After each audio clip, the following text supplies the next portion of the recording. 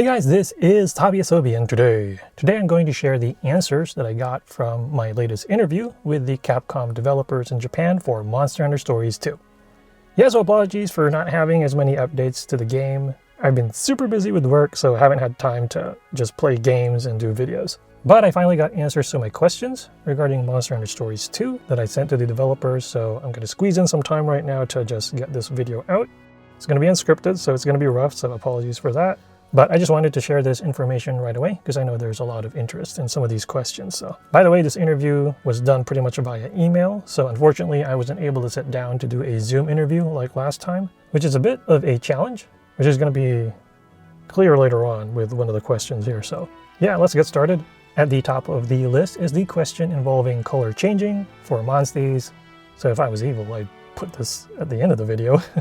But like I said before, I'm not interested in ginning up my view minutes for my videos, so let's just tackle this right off the bat. Yeah, so I asked them what's going on with the color changing system and why it seems kind of wonked out compared to the first game. And so my question was specifically, was this feature intended to be in the game, or is what we're seeing kind of a remnant of a feature that was supposed to be in but then taken out at the last minute? So I sent a bunch of questions, and unfortunately, this is one of the questions that they did not answer, which is why I wished we were able to do this interview via Zoom. Yeah, so they didn't answer the question, which is a bit of a bummer because I wanted to get confirmation on what's really going on. But at the same time, the fact that they did not answer as opposed to giving a straight out denial is making me hopeful that maybe, just maybe, this feature isn't quite dead yet. And I say that because of a couple of reasons based on my experience interviewing these developers before. Usually the Capcom developers are pretty straight up in terms of answering questions. I mean, sometimes they'll even answer questions that I don't expect them to answer. Based on my experience interviewing them in the past, and I've done it several times, the only time they do not answer a question is usually if it involves future plans for a game. Yeah, so as an example, before Monster Hunter Rise came out, I actually did an interview with them and specifically asked if Amaterasu from Okami was being considered as a potential Palamute ride. So at the time, they kind of did not answer that question. And of course, lo and behold, now in the future, we know that that was the case. So obviously they didn't want to answer it because it involved a specific plan for the game in the future that they were actually going to do. So I'm hoping in this case that that's the reason they didn't answer this particular question. Because usually if they don't plan to do something, they will actually just usually say no. Like, oh no, we don't have plans for that. And that's going to be a little bit apparent later on as I share some of these other answers for the other questions that I asked. It's a bit of a bummer that the question was not answered, but I'm hoping the fact that it was not answered is a sign that there's still hope that they might flesh this thing out for a future update. I mean, how hard can it be, right? It seems like the base system is already in there anyway. So hopefully that's the case. And then one of the other questions that I asked was why it was impossible to ride certain monsters. And I'm not just talking about big boss types, like the final boss, because there are other kind of regular quote-unquote monsters that you can't ride in this game for some reason. So I asked them if there was a reason for that, and if these monsters were eventually going to be rideable. And this is the answer that I got from, let me see here, Kenji Oguro, who is the director for the game. Yeah, so this is what Oguro-san said.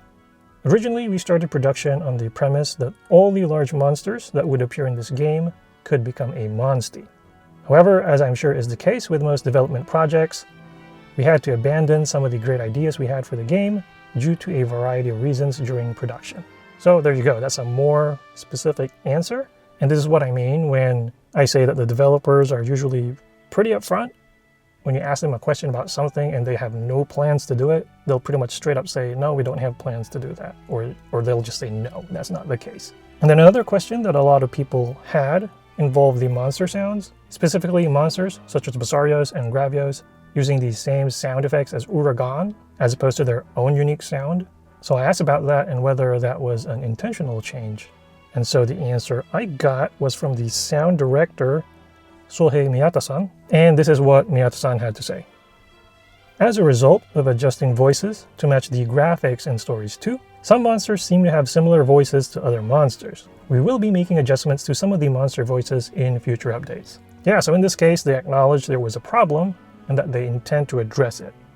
So we're going to get a fix for these monster sounds. Just good news for you purists out there, because now you'll have monsters like Basarios and Gravios actually sounding like they're supposed to. And then another question I ask involves quality of life changes to the game, specifically involving the stat menu. So if you've played the first game, you'll remember the original stat menu was pretty good. It had a lot more information compared to Monster Hunter Stories 2. And so I know some fans had questions about that, so I included that in my list of questions. And this is what Oguro-san had to say. Originally, the user interface had numbers for all 6 attributes in a row. However, we felt it was very difficult for players to see, and as a result of the test play, we found that the only thing players need to check when strengthening a Monstie is the strongest attribute. With that known, we decided to prioritize that stat over the others. And then one of the other questions I asked involves the frame rate for the Switch version. So I noted this myself in my own review, and it looks like a bunch of other reviewers did as well. And this was also a common topic when the game first released, like on the online boards. Yeah, so I asked about that and whether they had plans to fix it. And this is what producer Ryozo Tsujimoto said. It is incredibly difficult to create such a complex game on multiple platforms, so we're very happy to see the overwhelmingly positive response from the community. While we took a lot of time to ensure the best experience possible for all players, we appreciate the feedback from some players regarding the frame rate on the Switch version. We are aware of this and will do our best to improve this issue in future game releases. So with that, I don't know if they meant other games that are releasing in the future or future updates to this game. It kind of sounds like it's for other games, which again is one of the problems when you do an interview via email as opposed to via Zoom directly or face-to-face. But from the sound of it, it looks like the frame rate issues for the Switch are probably going to stay the same. Anyway, I asked a bunch of other questions, but I didn't want this video to be super long because I'm a bit scrunched for time. I might do it for other videos in the future. Yeah, so maybe a video on the response so far to the game sales, which it sounds like they're pretty happy about, as well as some of the favorite monsters for the developers, etc. But I just wanted to get a video out on these specific questions because I know there's a lot of people asking about it. So yeah, as always, if you have any thoughts or questions, please feel free to leave them in the comment section.